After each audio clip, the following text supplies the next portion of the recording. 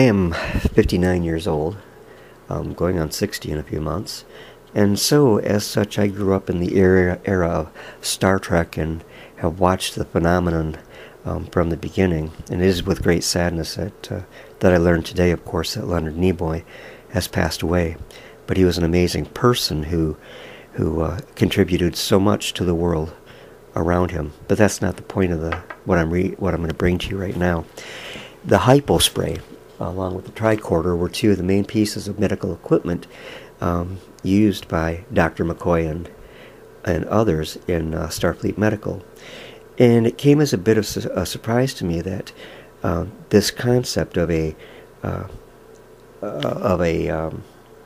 hypodermic that would use air rather than a sharp, pointy needle that everybody hates was being looked at in 1947.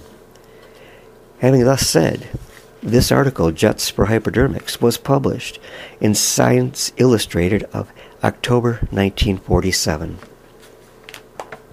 Medical injections hurt because the needle stimulates pain nerves.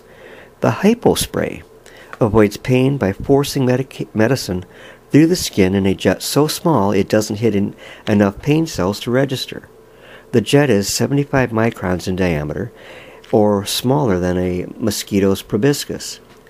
A metal capsule containing medications is inserted into the Hypospray, holding one end of the capsule against the skin. The other, or the user, releases a spring. This drives a piston down into the capsule and ejects the fluid into the skin at a pressure of 2,800 pounds per square inch. If clinical tests back up promise, the Hypospray should make vaccinations easy and be a godsend to persons like diabetics who require frequent injections. At present, its use does not extend much into the intramuscular injections. So that brief article, along with the photos that I'm showing you, talks about, of course, the Hypospray. I assume that it probably didn't take off very far because I was born in 1955. This article came out in 1947, and one thing in my childhood I hated and detested was watching my mom pick up the phone to call Dr. Shaheen to come over to the house when I was sick. And invariably, he would give me a shot. Or, if he couldn't make it to the house, that she would take me over to Dr. Shaheen's office in Bridgeport, Michigan, and I would get my shot there.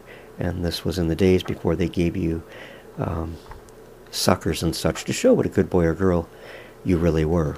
So anyways, brief interesting look at the concept of the Hypospray, about 20 years before it actually made a debut on Star Trek. And I would hope that at this point that Leonard Nimoy would indeed rest in peace. He will be sorely missed.